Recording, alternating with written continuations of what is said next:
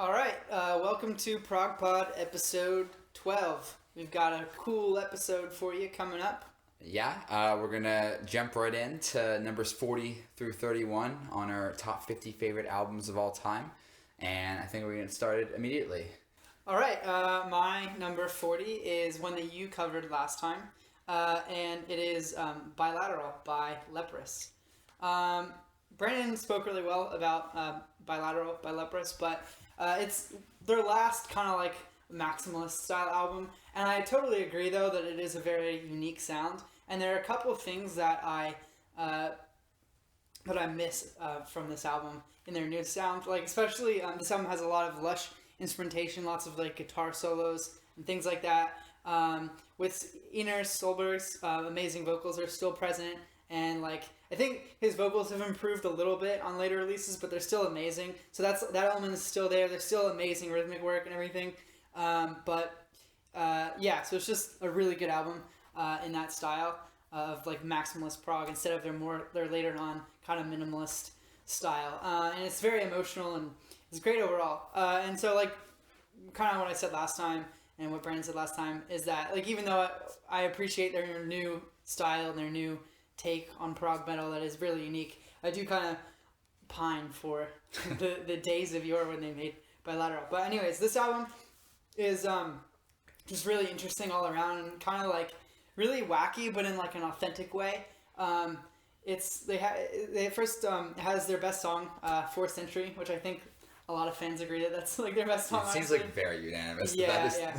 It's just such a crazy song. It starts off with that like thing that is gonna derail like a train.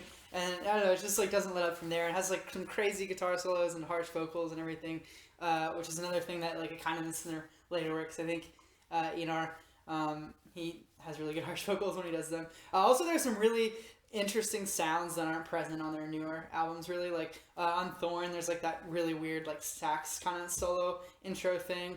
And then there's like some weirder stuff too, like MB Indifferentia. Like there's like it's just a really weird song that they don't really have anything else like that. This is more mellow and kind of chill. And I also really like Painful Detour. That's obviously this last song on the album. It's my second favorite song on the album, which is also I think most people's thing. That song is amazing. And yeah, so it's just a really good album. It flows really well, and I wish they would like maybe throw in a song here and there that was like this style, even though I do like their modern style. All right, my next one is Cormorant, Diaspora. And this is a band, Cormorant. They're not very popular at all, so I feel like I need to explain for a second who they are. They're an experimental, they're like a metal band, I'd say, but they kind of like mix in a lot of different genres. They use a lot of harsh vocals, so I'd say they're largely like death metal influenced. And it's not really black metal shrieks or anything like that, but they do have some black metal kind of esque sections. But they just have really long, especially in this album, they have really long, winding kind of compositions that have kind of some influences from some almost jam band type stuff, jam band type like clean sections, which sounds really weird. I'm pretty sure it's all like planned out pretty extensively, all the jam band sections, but it just has that kind of light, airy sound. A lot of times with some acoustic strumming going on. It's really unique. There are a lot of bands that do kind of long compositions with like clean sections that are interesting, but theirs are definitely different from everyone else's, and it's kind of hard to explain exactly how. But anyways, the songs in this album, it only has 4 songs, and the shortest one is 7 minutes and 50 seconds. The first song is 10 minutes and 50 seconds, and the second song is 15 minutes. Actually, that song, Sentinel, is a very good song, and it also has it features someone from Giant Squid. Jackie Perez Gratz plays cello in that song, and she does a really good job. She's an amazing cellist who sounds super unique, always has a really crazy cello tone. But then the masterpiece of this album, and probably the reason why it's on this list, if we're being totally honest, is the song Migration, which is the last song on the album, and it's like a 26-minute and 15-second song. And even though I like the other songs on this album, I think this is definitely the best thing that they've ever done, and the best song on the album, obviously. All right, my number 40 is an album that appeared on this list last year. It is slightly higher this year, and that album is Grimspound by Big Big Train. And Big Train is a band I've like absolutely fallen in love with over the past few years. And I think this album is like largely responsible for me like taking like the total step into like one of my favorite bands of all time, like Tears.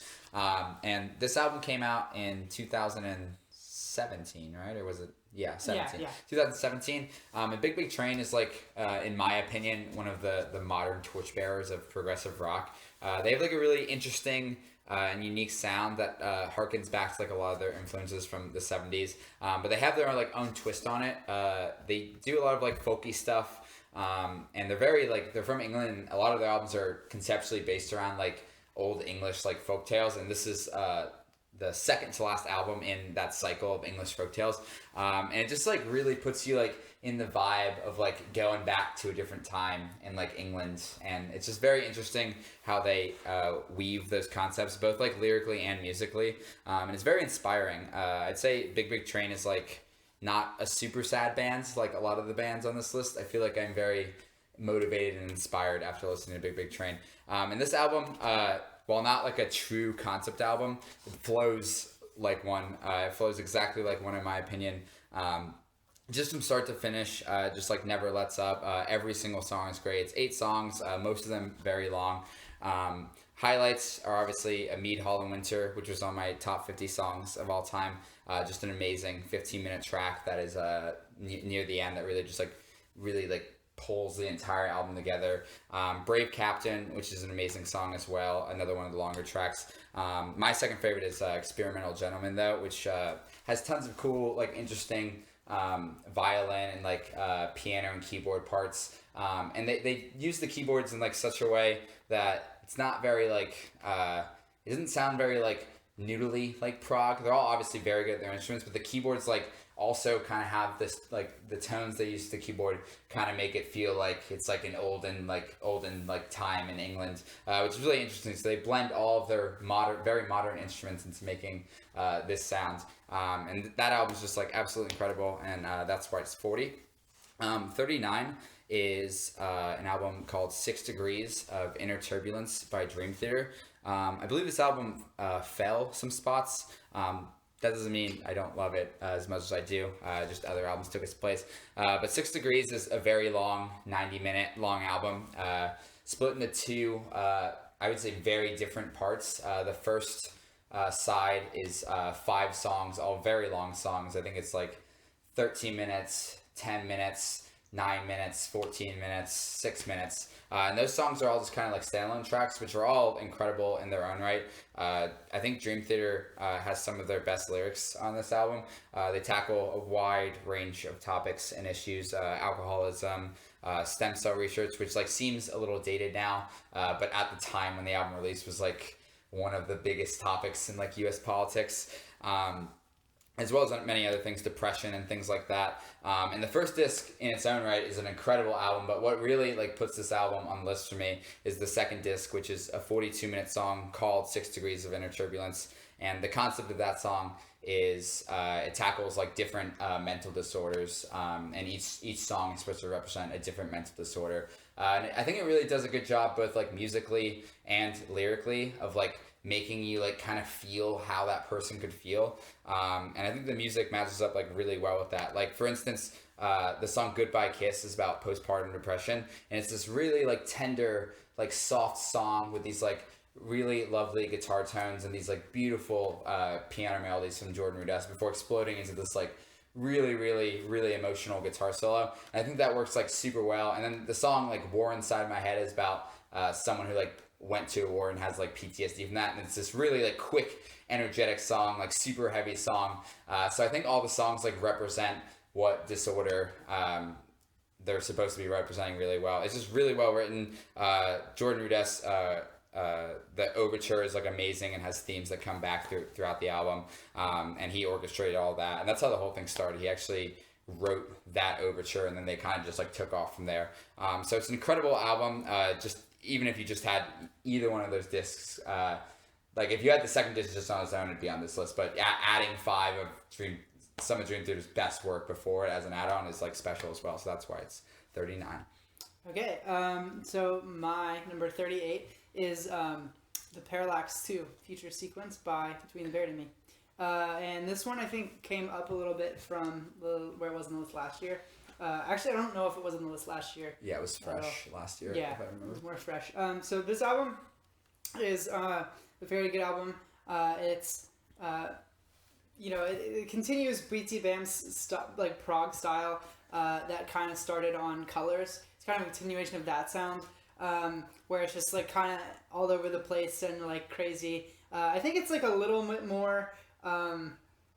It's even a little more so all over the place in this one. I think they like really embrace that sound, and like it kind of definitely had some success with Colors as much as any like prog metalcore band can find success. So I think they kind of probably were pretty confident when they were coming into like this album and other albums, and so it kind of continues that sound, and it's just an album that I'd say is kind of full of like songs that are masterpieces. It has a lot of just really amazing songs that flow into each other really well. Not quite as much as on Colors, where it is all pretty much just one song, but they do flow into each other really well. But the song Lay Your Ghost to Rest, that's like a really heavy song. It's the third song on the album. It's like one of the first like masterpieces, I guess, to me. And that's the song that I always tell Brandon it sounds like a metal alarm clock or something. Because it has this one riff that's like there's this breakdown that happens that's like really crazy and heavy, and it wakes you up definitely. It's kind of shocking. Extremophile Elite is another really good song. Telos and Bloom. Bloom is a song I absolutely love. It's like another example of BT Bam, just like Brandon said last week. You put it really well. That you think they could just like someone could give them a song or give them a genre and they could like make it work within a song. Mm-hmm. And in Bloom they make like surf rock work. And like really, and also like mixing like these really heavy like moments and harsh vocals and everything. It's incredible. Yeah, because it doesn't even start off like that, like surf rocky, but then it kind of goes into that, and it's like really shocking and surprising. And then it has another just epic, amazing song, Melting City, which has like an amazing flute solo thing that goes on throughout, and great lyrics, really cool vocal lines, where it's like, bass, and then Silent Flight Parliament, which was on both of our best songs of all time. If you go back and listen to that podcast, that is an amazing song. We both talk about it there. It's just like probably their best song, and it's just like an absolutely epic 15-minute long song that to not quite close off the album, because then it goes into Goodbye to Everything Reprise, which is the reprise of Goodbye to Everything, which is the first song on the album. And yeah, it's just an amazing album overall. It's really good. When I first got it, I liked it, but not as much as I do now. But it kind of grew on me over the past year or so. And the next one is Grace for Drowning by Steven Wilson. And I have a funny story behind this album, because when I first listened to it, I did not know it was a double album, which I feel pretty dumb about in retrospect. But I was trying to avoid like any type of like media around it, and I just like had the CD in my car, and it was kind of, the second CD was like hidden in this weird back flap thing, and you could kind of see it, but like it was really, it couldn't figure out how to open it. It looked like the CD case was just like a one CD case thing. Like it didn't look like there were two CDs that could fit in there, but it was like actually in the back part. So it was pretty dumb, guys. I'm sorry, but yeah. So I basically I thought it was just the first 7 songs, disc 1, and in addition to that, this album in general, but especially the first disc, is very like spacey and kind of like sparsely instrumentalized. it's very sparsely composed, I guess, and it's got some really like ambient sections, like the song Grace for Drowning is the starting song, and that's already like just really kind of sad and quiet and like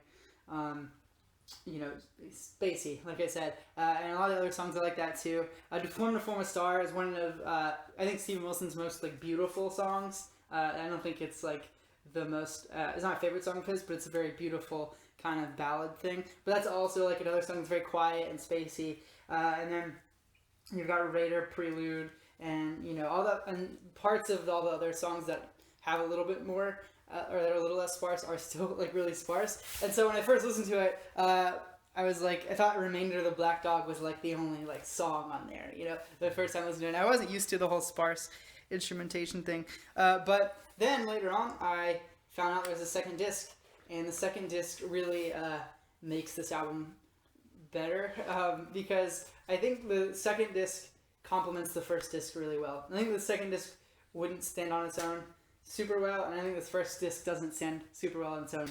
They're all good songs and stuff, but of course, but I don't know. I just think having both discs really like improves the package as a whole.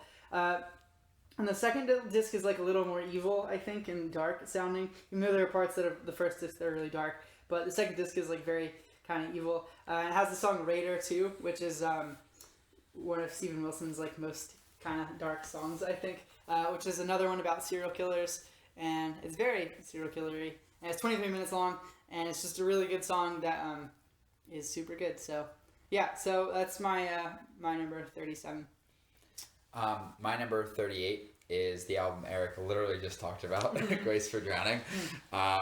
And he did a really good job of explaining it. This album's actually moved up a little bit from last year. And I will say, I think this is one of the most emotional albums on the album for me. I think this album is very sad. Yeah. And I think like what you said with the disc thing, I don't think if it was just one disc, I don't think either of those two would be on the list. Yeah. But I think the first disc is like a very depressing disc. And I think the second disc is a more like dark sinister, disc. Yeah, very sinister. Because the first disc has like Deformed to Form a Star, which is a super sad song in my opinion. It's very beautiful. There's like these really amazing like lush piano melodies. And the outro to that song is actually one of my favorite outros he's ever written. I think it's just so gorgeous. And then there's the song Postcard, which is just like a mega sad song about like grieving. As well as Remain of the Black Dog, just this very like jazzy piece that is also very, very sad. But then the second disc is like, I think less sad, but more like you said, evil. With Raider 2, obviously, and Index. There's a lot of like serial killer tracks on this album, and I think they like work really well together. I don't know, maybe it's that contrast that works like so well together. I also think this is Wilson's like jazziest work. I don't think he's ever gone this jazzy. I mean, there are certainly like moments on The Raven that are like very jazzy, but I think this album as a whole is like the most jazziest work he's ever done, especially the track Raider 2 and Remainder of the Black Dog. There's tons of like crazy like sax solos and like tons of horns being used. And there's lots of like on Raider 2 specifically, which is like the long 23-minute track. There's lots of like very like heavy guitar moments as well, which like a lot of the rest of the album like doesn't really like have that. And I think more on the second disc that kind of happens and is kind of needed to like portray some of these like evil moments. And I do want to mention just the last song on the album. Raider is like the second to last song. I think like Dust I've Cleared From My Eyes, like I don't know, I always like think of like the sun rising after like all of this like evilness. I don't know, it's a very like tender song. It's a very like beautiful song, and always like makes me like a little teary-eyed whenever I listen to the whole album through. So it's an incredible album, and it's my 38. Nice. My next one is Stranger Heads Prevail by Thank You Scientist. And this is like one that I haven't, my opinion of it is still like exactly the same. This was in the top 20 last year when we did this, and now it's 37. So I think this is a 10 out of 10 album. I don't think there's anything wrong with it. It's just dropped a lot for whatever reason. And yeah, this is Thank You Scientist's sophomore record released in 2016. And it's just an incredible record. Thank You Scientist. They're all just like incredible at their instruments. The album is like very emotional for me. I think I get like a lot of emotion out of Thank You Scientist, which might not be like why everyone loves them.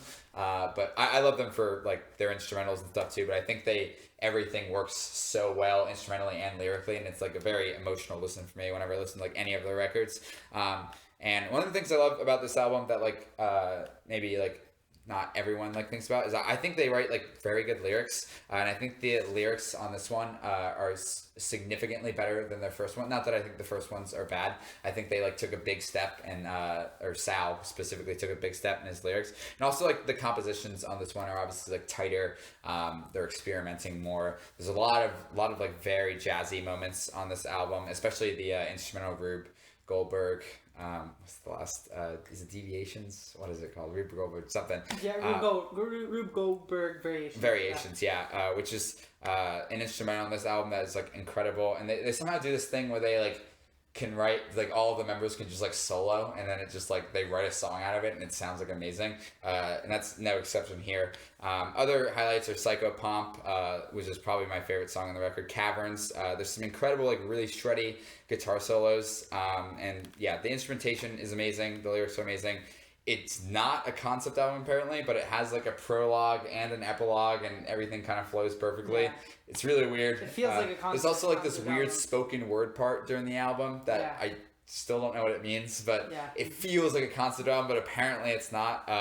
And I think it just like flows perfectly. So that's my 37. Okay. And my 36 is plus 4626 Comfort Zone by Beardfish. Brandon talked about this one last time, did a good job, I think, so I won't say too much about it, but this is, again, Beardfish's last album before they disbanded, and it's kind of like a suitable farewell. A lot of people didn't like The Void, which was their second to last album that they released, but I liked it, but this is still like more kind of similar to their original style, but maybe, even though I don't like it as much, like almost more mature in a way. Like you could tell they've kind of grown up a bit since their like really crazy wacky days, even though I actually prefer the crazy wacky days still, but we'll get to that. But anyways, I think this was a good like last album by them to release. And I agree with what Brand said. It's just like a very emotional album with themes that can resonate, I think, with everyone who like is in a hometown or in a place or in a relationship or in anything, any situation where you're just like in your comfort zone and like you kind of feel like you need to get out, but it's hard because like it's comfortable, and it wouldn't be called a comfort zone if it was like super easy mentally and physically to get out of. And yeah, the album basically tells all these different kind of stories of like people in different comfort zones and like how that plays out sort of. And because of that, I think it's like a really emotional album, and like I said, it is like a little less wacky than some of their earlier stuff, which was still emotional, but it's just like less zany, I guess. Anyways, so this album overall is really good, and it's number 36 on the list. My next one is one that might surprise Brandon a little bit. That it's actually, I don't think it will. And it's Deloused in the Comatorium by the Mars Volta. This is actually an album I haven't listened to in like a while. This is probably like the album that has been the longest since I've listened to it all. But it's the Mars Volta's first album, and it's really for a first album. It's such a crazy like accomplishment, and a lot of bands do really good on their debut albums, but this album is just like I don't know, super special. Like they came out the gate with like this crazy, Hispanic sounding, Latin influenced sounds that was already like really mature and really like focused and unique. And still to this day, like no one ever really sounds like the Mars Volta with all the Latin crazy stuff. And it's also just a concept album that's super well executed. It's a really wacky, like crazy concept that I'm not going to try and explain because it's just very like nuts. And like I read about it one time, and it's just I used to know like all the details, but it's all basically just about like drug use and like being in a horrible like drug induced coma thing, which prog bands love writing about comas. Yeah, and it's like loosely the story is loosely based around some of like former band members and friends dying from overdoses. Yeah, and yeah, so it's just a really wild thing. But what I like about it is mostly I like the music. The guitars are absolutely crazy. Omar Rodriguez Lopez, who is the main guitarist, they have like a lot. They throughout their discography, less on this album, they use a lot of like guests, but I think on this one he's definitely the only guitarist. And he is just really wild and crazy and like does lots of shreddy kind of stuff that is like somewhat like improvised, but like it really works very well. And it's just a really good album. I also like plays lots of like really energetic, fast sort of riffs that are very aggressive. Lots of experimental kind of flourishes and things like that. So really good overall. Also Cedric Bixler Zavella he's the vocalist. He has really unique vocals. I can see how they could turn people off. He's a very skilled, talented vocals. He has a really high pitched voice for the most part, but he also does lots of like really weird stuff with his Whispery vocals, lots of weird whispers and things like that. Less so in this album than on Francis the Mute, which is their sophomore album, but he still does that. Like, he still is like a really weird vocalist. Anyways, just a really diverse, really big range of a vocalist, and really good at like delivering those kind of soft, kind of scary moments that are kind of like speaking directly to you, and then also really energetic, intense moments. So just a really great album overall. Also, John Theodore on the drums is a very, very good drummer on this album. So yeah. So this is the second time in a row that the last one Eric has talked about happens to be my next one. So my 36 is Deloused in the Comatorium by the Mars Volta. And dare I say, it is the best debut album of all time. Yeah. Which is just my opinion, because it is the highest debut album on my list. There's not a higher one on my list. And I was actually going to mention that when I talked about it, that it's amazing that this is a debut album, because this sounds like a band who's been playing together for like 20 years. Like, they sound that tight. Like, it's just like, it's the concept, like Eric said, is like it's very hard to understand and explain. It's very well written though, and it's just like executed like perfectly, like both lyrically and musically. Especially the music. The music is so good. Omar Rodriguez Lopez is like, I think he's one of like the most interesting guitarists to listen to. He's just like incredible. I feel like every time I listen to Mars Volta, I'm like discovering new little things that he is doing with his instrument. There's just so much stuff going on, and a lot of times it does like seem like improvisation. But I think like there's like a perfect like cliche is like there's a method to the madness, I think, because it sounds like chaos a lot of the times, but I think he like knows exactly what he's doing at like every moment. And this album is like super emotional for me as well, like every album on this list. There's like the thing I think that is different from Francis Mute in this album, I think this album is like very catchy, and a lot of the choruses, I think there are a lot of catchy moments to like sing along to, and it's very well written. All the songs are great. Some of my favorite songs are Roulette Dares, which has like some of my favorite vocal lines like of all time, and the way they like have those like really loud like moments in that song and just like immediately take it back down to these really like tender moments is like incredible. And I love how they, when they come into the chorus, that riff that Omar plays leading into the chorus, it's so great. Televators is like this really like tender song that builds this like super like emotional moment, as well as Take the Veil Serpent Tax, which is the final closing track. And I don't know why I'm blanking, but the 12-minute song is probably my favorite song. Oh, Sikatraz ESP. Yeah, that one. Yeah, Sikatraz ESP is my favorite song. But it's a very well executed concert album, and I can't believe it was their debut album. But yeah, that's why it's 36. The next one is one of the newest additions to the 50 list. And I like really debated whether this album should even make the list because it's so fresh. But I like know for sure I like it better than my favorite album by this band. So I had to put it on the list. I felt like it definitely deserved to be on the list. If I definitely now I like it more than Grimspound. And this album is Grand Tour by Big Big Train, which came out this year in May. So it's very fresh. And it just does like everything Grimspound does, which obviously Grimspound is on this list, so I like think very highly of it. It just does everything it does and does it like better. And also it's just like there's a lot of like new grounds for the band, I think, being built here. They conceptually, it's like they still have like these themes of like going back to like a time in the past, but this time the concept is like based around like a person again from like England area taking like an enlightenment journey to like other countries, and there's a lot of songs specifically like fixated on like Italian like culture, and it's just so well done. A lot of songs like sounds, which is a weird thing to say, but they sound like Italian. Like I literally feel like I'm in Italy. I feel like if I was walking down like a cobblestone like street in Italy, I would hear like the intro of like the Florentine like playing, which is one of the songs in the album. And Rikard Sjoblom, main guy of Beardfish and Gunfly. Called Soldier Blow. Yeah. Soldier Blow. He is still with the band, and some of his guitar solos on this album are like very, very good, especially on the Florentine. There's a couple 13 and 14 minute songs, which are probably my favorites. Ariel and Voyager being my favorite. Just like really emotional moments. I can't remember the name of their violinist, but she's incredible. She writes some really, really great melodies on this album. There's a lot of cool like drum work that is like I guess wasn't like the standout in the past because what is his name? the guy playing the drums these days. Oh, Ryan or whatever. No, sorry. Nick, yeah, Nick Dis something. Yeah, he has joined the band. I think he's added a lot to them. He actually wrote the instrumental on this track, which is very good. I think it's one of their better instrumentals they've ever written. Nick Virgilio. Yeah. DiVergilio. Yeah. That's the name. It's hard to pronounce. Yeah, but there's a lot of like really like loud drum moments and like cool drum fills that like weren't there in the past.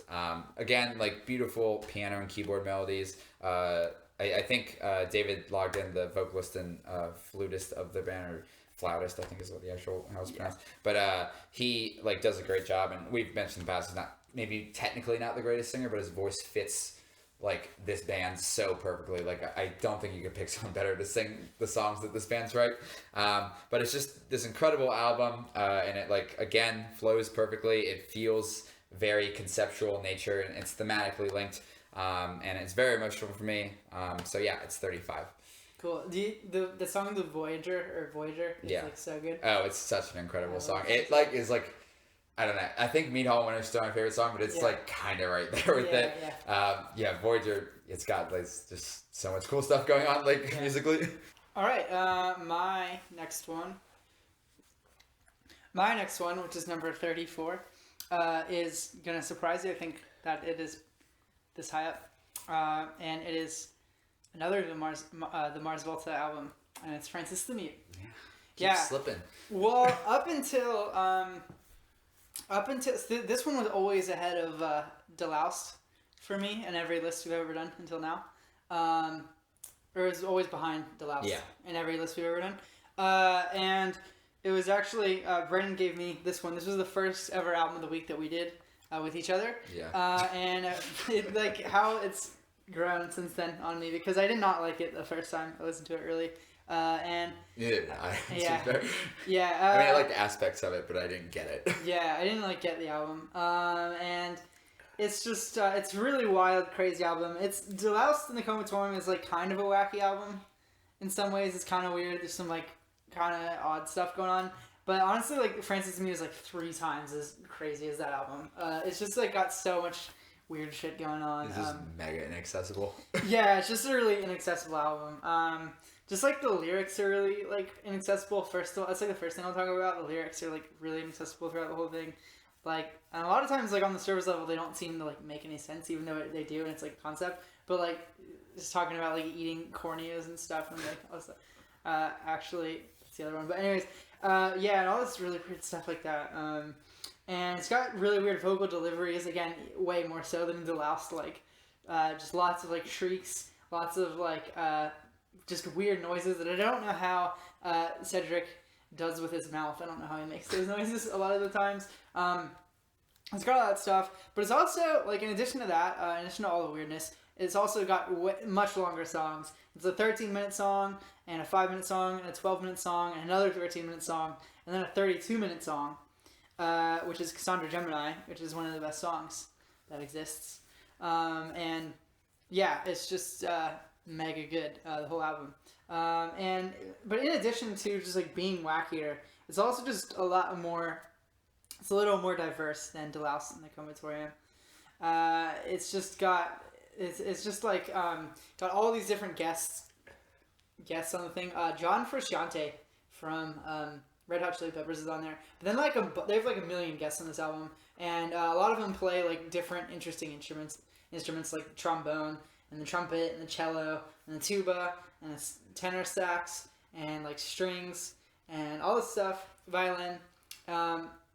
So all these people are on the album, and it just contributes to it feeling like a lot more like epic, and just like, I don't know, it's just really interesting, crazy album with so much going on.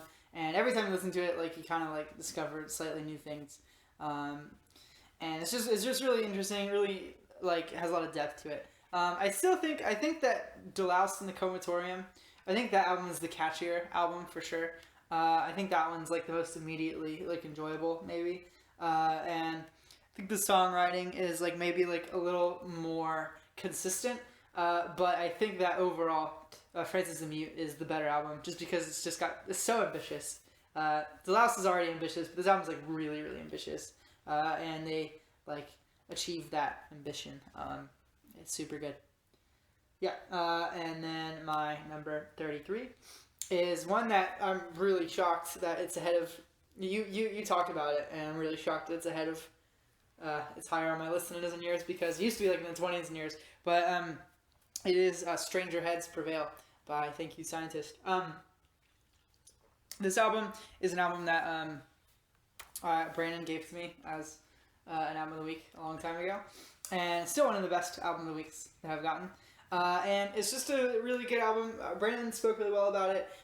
Thank You Scientist. They're still a really unique album. A really unique band. They have a really unique sound that no one else has really replicated successfully. I think other bands like kind of try to replicate it sometimes, but it's usually not anywhere near as authentic and good as Thank You Scientist. Just with all the just amazing musicianship with the trumpet and again tenor sax and I talked about Francis the Mute. Obviously, that album is very, very good, and not questioning this approach at all. But none of these things are just like guest appearances that occur every once in a while. Like all these things, all the instruments that are on this are like big parts. The violin, electric violin, viola, they're all on like all their songs basically. They're all like a huge presence, and they play some like legit. Every once in a while, some legitimate like metal riffs here and there. And they play some like Caverns comes to mind. Yeah, Caverns on this album. They play some metal riffs here and there. They also play a lot of like not metal riffs, and they it's just so interesting. So many things going on. And again, like I said, they're all just part of the music super well. And they have their vocalist Sal, who's like a really good vocalist. Honestly, he sounds like so like really soulful and just. His voice is so like pleasant, honestly, to listen to. I don't know how anyone could like not like his. There voice. are like a lot of people I don't get it. But I feel like he's just like a really technically very good. I think. Yeah, he's this really skilled vocalist, and also just sounds good. He's got a very catchy. Like nice. He's got catchy. I feel like his voice is like something that should appeal to people on average. Like I think his voice should appeal to people who don't like progressive music. I think so. I think he has a very catchy voice. I 100% agree with that. So I love this album a lot. It's just really interesting.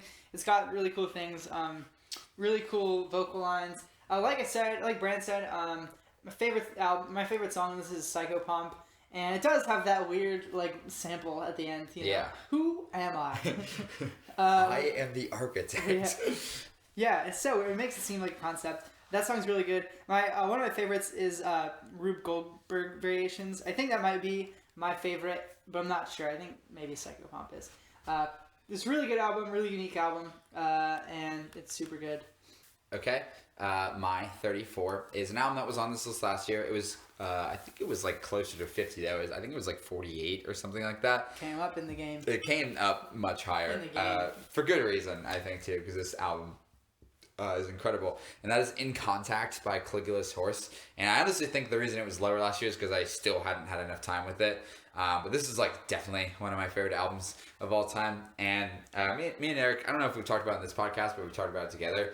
Caligula's Horse is a progressive metal band, and they don't do anything like too like wacky or weird, but they just write like really, really good songs. And they still do like interesting things like musically, but they're not like super out there. Like I don't think you'd scare someone off too bad by playing them like a Caligula's Horse song of something like weird. Yeah. But they have like, in my opinion, one of the best vocalists I've ever heard, and in progressive metal for sure, which is Jim Gray. He has like an incredible voice. And like you said about Sal, I think his voice is like very appealing to like a wide range of people. And I don't get tractors of his at all. People don't like him. Yeah. He's ridiculously talented. Yeah. But the main aspect about this band is this again a concept album, and it's got a really interesting concept that's actually kind of hard for me to explain without like listening to it again, because I always need to like listen to it. But essentially, it's about it like gets little like looks into like different artists in this city, and there's like this weird thing about like everyone trying to like there's like this dream thing or whatever. So it's like it takes place in like a world where all artists is geared towards recreating a shared dream that everyone had like a long time ago, which is really interesting. And it basically like every artist they like look into, which they use a couple songs to look into it. It's like something tumultuous is going on in the artist's life or mind, and they have to like overcome that or not overcome that. So it's very interesting. The lyrics are very well written. And me and Eric always say when they like talk about things, they sound like Shakespearean. Like, Yeah, people, like they're super well spoken and really articulate. And the lyrics are like very like the lyrics are like very well written as well, and like articulate and like sometimes like very poetic. But like one of my favorite aspects about the band, they're all very good at their instruments, but Sam Vallon, the guitarist, is like an absolute monster. Guy's a PhD. He literally does. He also like invented a chord, right? Didn't he in 2018, which is like kind of hard to do.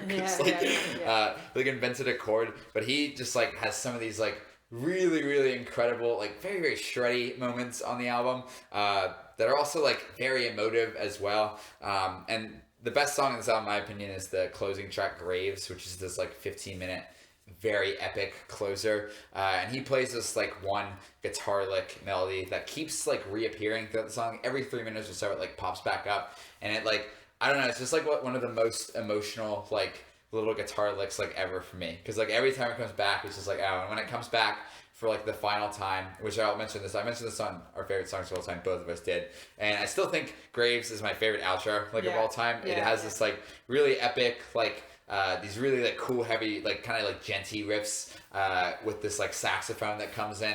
They don't really use like different instruments like outside of what the band plays like very often. Like every once in a while they'll throw in like a keyboard or piano, but they use the saxophone like so well, and it's like mixed with these guitar riffs, and then like every like 30 seconds after this onslaught of like riffage and saxophone, that like little like lick comes back, and it's just amazing. And the whole album has like many moments that are like just so lovely. Some of like my favorite like sing-along like moments ever come from this album, especially in like Songs for No One. I feel like that song is just like, if that song comes on, I just like have to like sing the whole thing. And the first song, Dream the Dead, is like in many ways like that as well. And Eric gave this album to me for Album of the Week, and this is like, this doesn't like happen like a ton with Albums of the Week. I just like, the first time I listened to it, I immediately fell in love with it. Like the first song, like I was like, this is like gonna be one of my favorites probably someday. And that doesn't have, like a lot of the times I have to like grow with it and like see where it goes. But this is one of the few where it just like immediately was like, yeah, this is like one of the coolest things I've ever heard. So that's why it's has moved up and is on the list still. My next one is an album that has also moved up. This album used to not be above any of Beardfish's records, but I now think this album is better than a few of them, actually. Nice. And that album is On Her Journey to the Sun. Ooh, spice time. By Gunfly. I used to hold that I did not think it was better than any of Beardfish's releases. That's spicy. Is that like a little surprising? That is a little surprising. Yeah. But I have like, this is an album I return to like quite often. I think it is better than some of Beardfish releases, and it would like probably be like kind of in the middle of their discography for me, as it is on this list. Spoilers, obviously. Yeah. That more maybe are coming. But even not in the middle, it's probably near like the upper echelon now. But it's just like an incredible album with some of my favorite lyrics like ever written, particularly on the songs Of the Orb, which is the opening track. Old Demons Die Hard. That's like that's a really hard song for me to listen to like around other people. Like we've said in the past, it's just like super emotional. And The River of Sadness, like all the songs have like amazing lyrics, but those three like come to mind. And those three are probably my favorite 3 songs on the albums. Not just because of the lyrics, because the instrumentation is like amazing on those songs as well. Rikard plays all of the instruments on this album, which I actually didn't find out until like 6 months after you gave it to me for Album of the Week, which is really cool because all the instrumentation is like super good. The bass is like incredible. The drums sound great, and obviously like the standout instruments are like, and I think all the instruments stand out on any Rikard album because they just all are doing like really interesting things always. But I think for me specifically, the thing that stands out above the rest is the guitars and keyboards are so cool. And on the instrumental track, what is it? How do you pronounce it? Polymixia. It has like some of my favorite keyboard work like ever. It's just got these like really cool, like kind of like wacky, but not like as wacky as like old Beardfish was, but still like kind of just like out there, like kind of just like a sound I'd never heard before. And just it's very cohesive, the album. I think it's a concept album, not sure. It seems like one. It's one of those ones that like seems like one, but like there's not popular enough, so you have like no information on that. Yeah. But it does like everything I want out of a progressive rock album. It interests me. It's very creative. It's very unique. Has tremendous lyrics. And just like always like keeps me like the whole time just like like all the way like in on it. It's very hard to turn off if I play Of the Orb and the rest of the album is like lined up. It's very hard to turn off. So that's why it's on the list at 33. Have you ever seen Polymixia and Old Demons Die Hard in a live setting? No, I haven't. Yeah. Thanks for gloating. Yeah.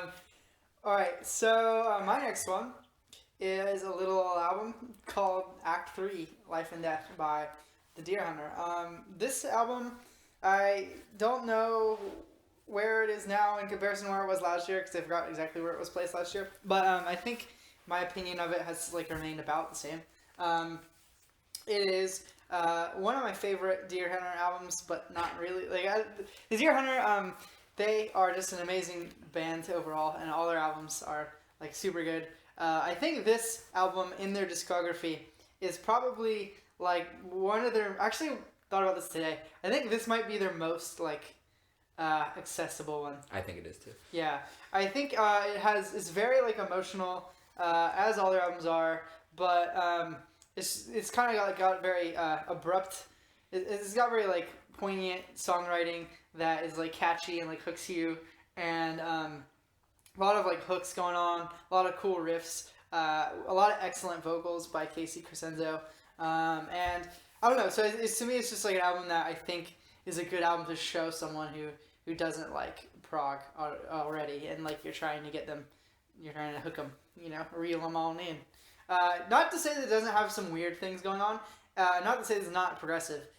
Because a lot of times people say like stuff is catchy in relation to it being like not progressive, but it is very progressive. Yeah, I think the terms catchy and like pop music sometimes get like if it's catchy it has to be like something like simplistic, but that's now that you can write something complicated that is catchy. Yeah, exactly. And I think that this album is probably like I said, it's very catchy, but it's like has a lot of depth to it. There's a lot of progressive stuff going on, a lot of weird stuff going on. Like even like In Call to Venenum, the second song on the album, like starts off like in a really with like almost harsh, like borderline harsh vocals. Oh, I actually think that's one of Casey's best vocal performances. Is that song. The range on that song is it's like crazy because it is like it's almost like kind of like it's almost like some like post-hardcore like harsh vocals. It is, like, bordering on it, which is crazy. I think it's like maybe the closest that they ever come because they were actually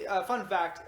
The Deer Hunter were marketed for a long time by their label as like a post-hardcore band. Yeah. Just because Casey was involved with some post-hardcore bands before he ever started the Deer Hunter, and so they kind of marketed him that way, even though he's like definitely not. Yeah. But I think this is that song. The first like minute or two of that song is like the closest they ever come to that. But even that song has like a crazy transition to like luau music almost, I don't know, it's great. Anyways, so this album has like a lot of diversity going on, a lot of like kind of like a lot of it's like heavier parts of it, like on The Tank and on Mustard Gas, which are basically just about like kind of war scenes happening. But there's also some kind of foreshadowing of some of the Deer Hunter's weirder moments later in The Poison Woman, where it's like talking about like where it's like very like almost jazzy and like kind of it sounds like almost like Mr. Usher, but not quite, but like maybe a foreshadowing of that kind of weird style. Anyways, so there's that, and then emotionally there's so much depth. I think that for me, the Deer Hunter is probably like the most emotional band, if I had to like say, or maybe like one of the most emotional bands, like definitely top like 2 emotional bands, just because like this album obviously with the other acts tells like a really incredible story that isn't cheesy at all and isn't like a musical, but it's just like really good. And I don't know, it just resonates with me super well, the story. And the way he tells the story through the music really like sells it and makes it super believable. Like it's not like they're in there being like Alexander Hamilton.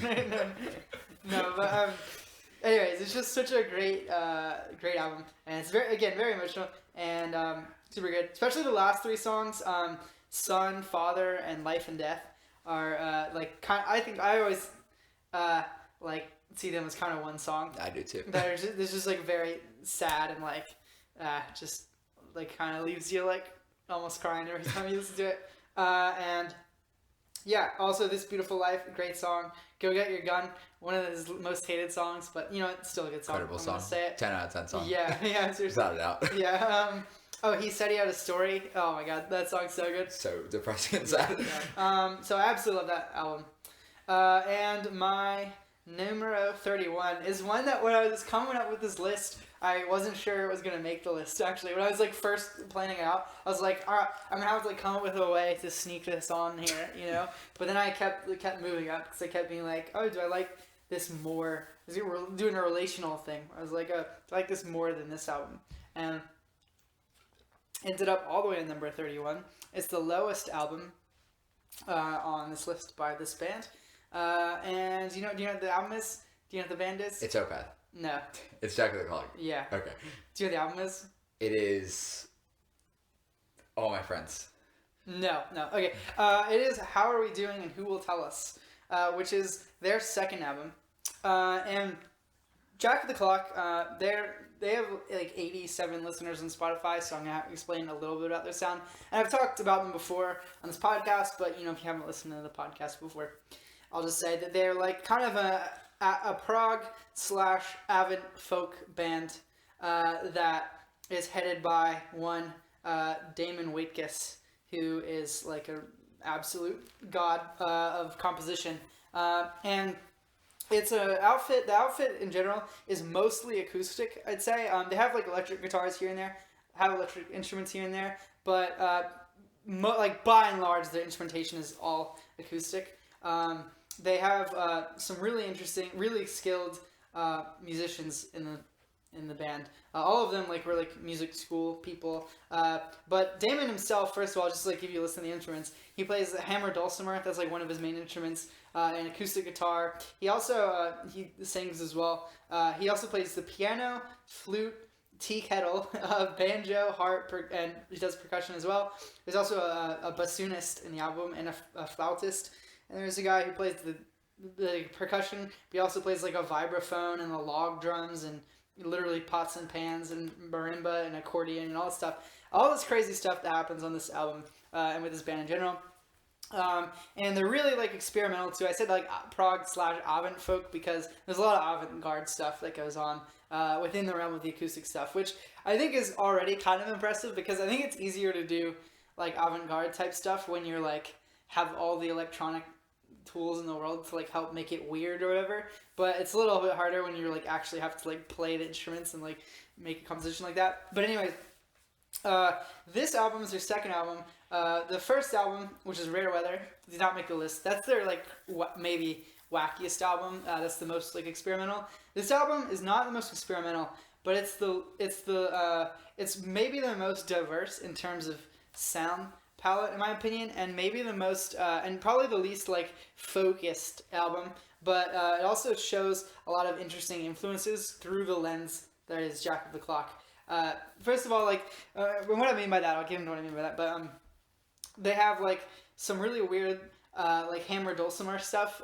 Blue Tail Fly is the first song on the album, and it's a really weird kind of mostly hammer dulcimer driven song that is really spacey and odd, and that's pretty different for them. They don't really have any other songs in their discography that sound like Blue Tail Fly. Actually, I don't know of that many songs that sound like Blue Tail Fly. It was already really weird. They have Schlitzie, Last of the Aztecs / Lodges and Objection / In the Order of Things, which is another that's kind of a more standard song by them, which is kind of in their style. It's very folky, but it also has some really crazy weird lyrics that don't make any sense to me, but are probably really good. All Jack of the Clock's lyrics, he's actually Damon Waitkus is my favorite lyricist, but the lyrics a lot of times don't make sense until you either really really think about them or someone tells you kind of what it means, and then you're oh wait, that's super a good way to say that. But anyways, so there's that song. Also some more shorter songs, but then there's a song called First of the Year, which is a 10-minute song, which it starts off with a list or a riff thing that sounds like it could have been in a Led Zeppelin, one of the folkier Led Zeppelin songs or something. And that's one of the examples of them just having really weird influence in this. And they have a song called Back to the Swamp, which is 100% could be a bluegrass song. If a bluegrass song, a band made that song, you like wouldn't bat an eye at all. And it'd be like a really good one. And they have like Last of the Blue Bloods, which is with like a jazz folk band made that. You like wouldn't be surprised at all. It's like super jazzy. And then they have a lot of other songs, like Ultima Thule is another really spacey song. They also have like a really weird song that's like a kind of like a monologue voiceover thing, which is really, I actually really like it, which is Novaya Zemlya, about like exploring this. But it's already like super avant-garde, this kind of piece, because there's music going on in the background, and it's like about exploring this island, which is north of Russia. It's like a real island, but like trying to walk the whole 400-mile island in a day, which is like not possible at all. But it's just really weird. There's a lot of weirdness going on, and because of that, it's a super unique album, and I absolutely love it so much. And it's the first Jack the Clock album on this list. All right, my number 32 is an album that was on this last year, and it's one of it was kind of around where In Contact was last year, so this one has also risen quite a bit.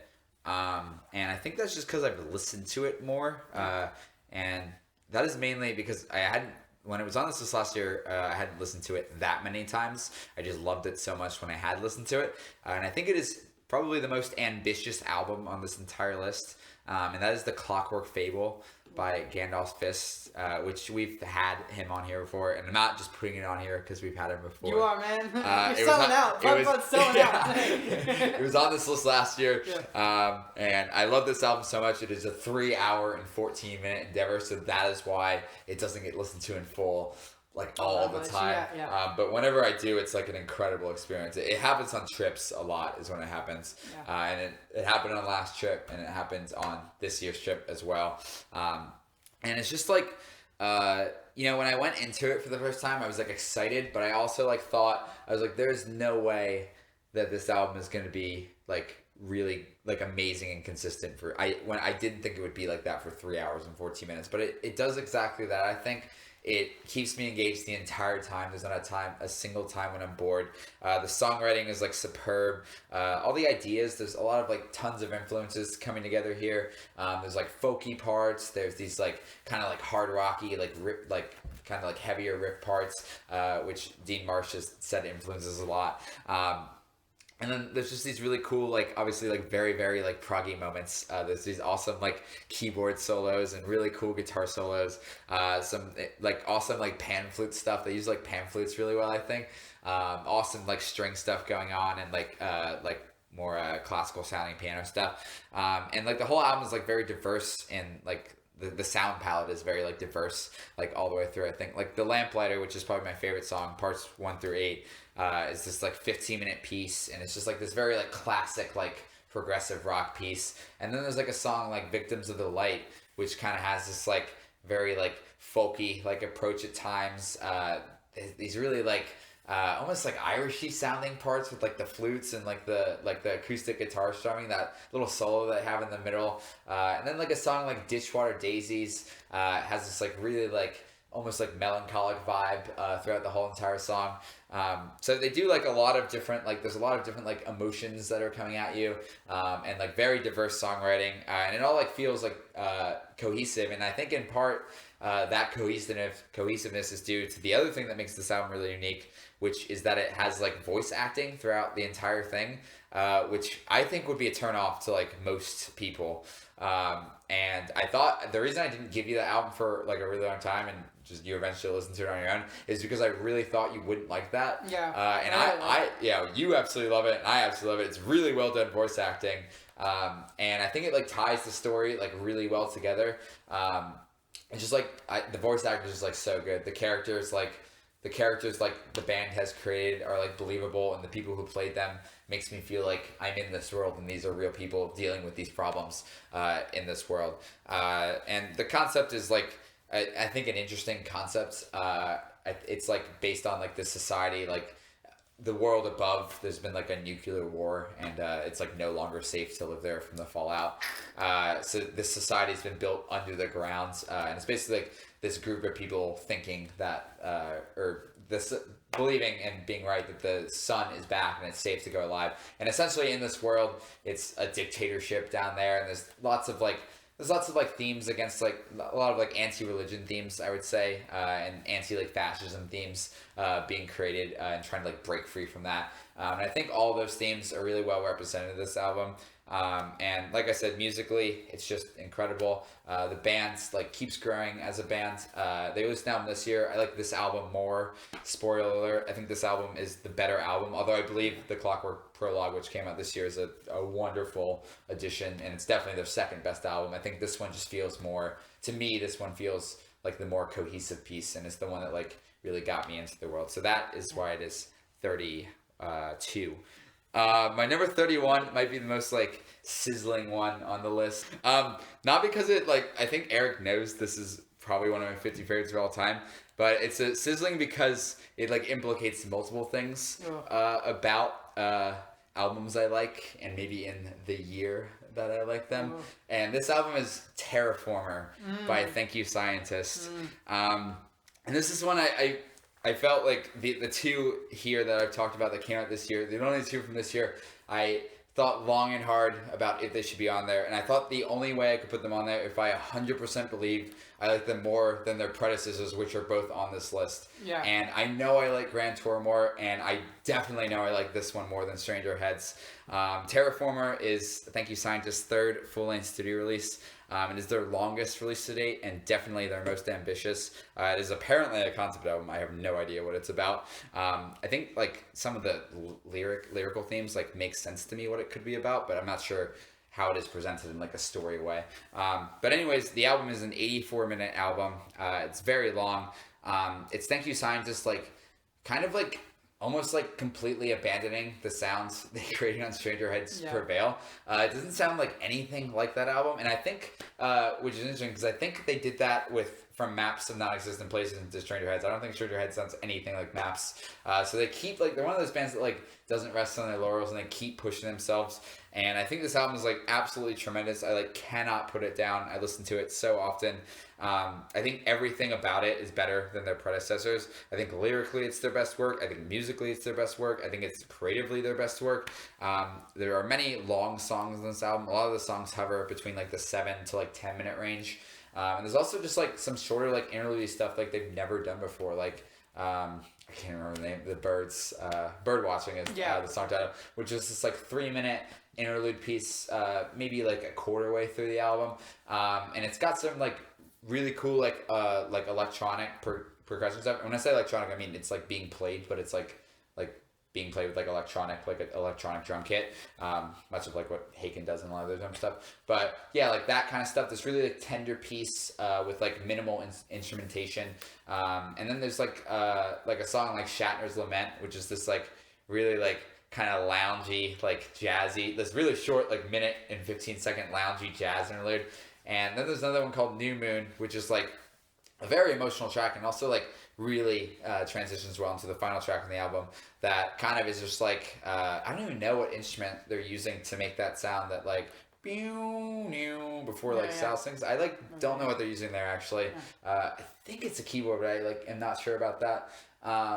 And yeah, it's just like this, again, one of these like really like tender pieces, which they really haven't done in the past. They've done like slower songs, but there's always been like kind of like lots of instrumentation like around it. And these songs are kind of like more sparse, but there's also like a lot of the big songs have like just like are loaded to the brim with just like so many ideas from all the instruments. And like you said, like they're all just like so talented, and it's not like a gimmick. Like the electric violinist and the trumpeter and the saxophonist, like they're like a vital part of the band, and they're a vital part of every single song.